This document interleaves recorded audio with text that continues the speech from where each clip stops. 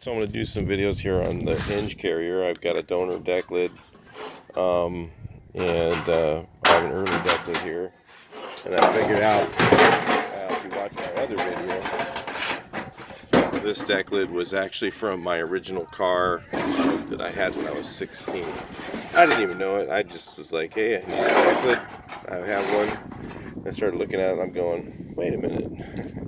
So if you watch the other video, that's pretty wild to see that I would find the same, that I still have the deck lid from my original car, But do I want to keep it? Nope. I want to make it back on the road again in the 61. So what I did now is I've got ahead and I welded this thing in. It's nice and centered, so I can use that reference to mount my hinges.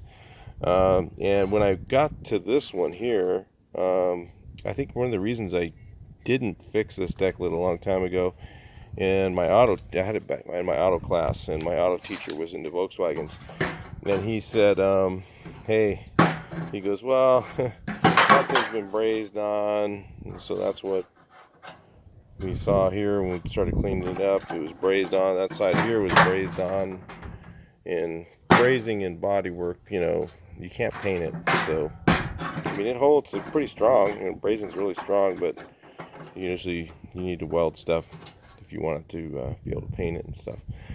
So, anyway, I got these late model hinges. I'm going to put these on here. The only time you'll know is when it's open that I have late model hinges on there. So you can't really tell other than that. But I went ahead and pulled these off, and now I pulled off the whole thing because the metal's really thin here and it's been brazed, and I can't really weld onto the brazing very easily. So if I have some outer area, I'm going to try to do this way. So if you've got hinges, and if you're trying to fix your old deck lid, if you can find a beat up a newer car, you can use the hinges from it to make it work on your early car. Now the things I'm going to have to do, because I'm probably going to overlap weld this on, because of the if I butt weld it, I don't know if it's going to be strong enough, and this isn't exactly the same shape. I totally haven't figured out exactly what I'm going to do. So whenever you're grafting metal, you have to stop, look at it, and think, and not just grab your welder out and start burning it on. You got to kind of think everything through. Realize, okay, if I move this thing an eighth of an inch or 16th of an inch out, and that's going to space that deck lid out further, how am I going to make up for that gap? And I'm going to show you right now. So here we are at the Mango. Thought it was beryl green. The guy told me it was, and I didn't see what beryl green looked like. I looked at the color chip, and I'm like, nope, not beryl green. In fact, I was over at Wolfsburg West, and the guy goes, can't be beryl green. They didn't have that in 61. So if you measure from the hinge carrier or the spring carrier to the hinge carrier, that's going to tell you the distance that you need. It's around 7.5 to the center where the bolts are. So from this edge to the bolts, well, it's 7 3/4, right about there. And there is some room for play. So what you can do is, normally the way you line up your deck lid is mostly by tweaking stuff. So what you can do is you can re-arc these here and kind of push them in and re-arc them and bring them down a little bit, re-arc them to make up for that distance, which I'm pretty sure I'm going to be able to do. So what I'm going to do is go ahead and weld them on, and then bring the deck lid out, install it when I do my apron. Of course, my God, this is rusty. Look at the back of that car. Big old holes. No big deal. I can fix it. In fact, that apron, what's the great part about that apron that I got is it's got this part of the metal goes all the way up into here, and where the metal starts to get good is right up here where the H apron was. So I still haven't totally inspected this car. I'm still kind of looking inside here and wondering if maybe it was a different color and repainted to mango, something close to mango. But I'll dig into that thing later. I haven't really got into this thing that far, but I'm just trying to fix this deck lid. Since I had a few minutes, I figured, oh, I'll just start working on that a little bit and get that done. That's a pretty cool little old motor with the original air cleaner on it. Wow, really neat. I haven't really even looked at this car that much. I just brought it home. Oh, it's got the original stale air stuff in it. Giant rust holes in it. Man, somebody drove the hell out of it. They just drove this thing right into the ground. It must have sounded like shit. Last time this thing ran, boy, it had a giant hole in the muffler like that, man. It just it sounded like a lawnmower. Yeah, it just must have sounded terrible.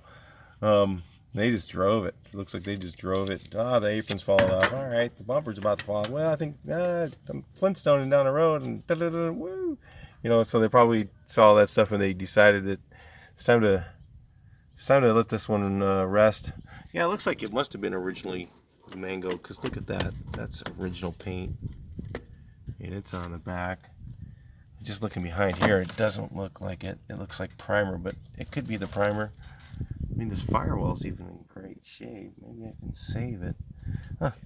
I'll probably leave it. I'll probably pull the firewall out and the side pieces and put them back in, because I'm gonna have this thing to be a patina ride. It's gonna be like a original paint looking car. So anyway, the hinge carrier, sorry, I got carried away there, is 7 3/4 inches from the edge. So what I'll do is I'll go measure that on the deck lid. So I measure here to 7 3/4. I'm going to use that as my reference for lining these up, and that should get me pretty close. If it is a little bit off, there is some tweaking and adjusting you can do with those I guess they're called hinge carriers or whatever they are. Anyway, those are the parts you're going to bend to make it work. And so if you have this repair, it doesn't need to be perfect. You can play around with those hinges and do a lot of tweaking when you get done. I am not going to have all that in this video, but I'm going to go ahead and weld these in.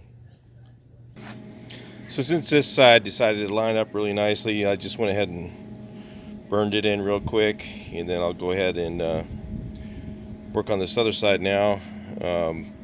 It's not so cooperative, I don't think. This one here just laid right on there like no problem, and I'm pretty sure, everything when I get done, this is all gonna fit, I'm sure. You can check my videos later if you want to check, like, share, and subscribe, and check later when I get to that point where I'm installing it on the car. I'll show you how to tweak it once we get there, but it's going to be a little while.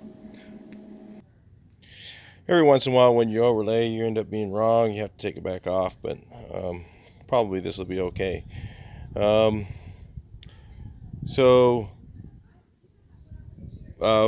I ended up with is this welded in like that. Then I'm going to go ahead and grind this real quick and show you, take a look and see what it looks like.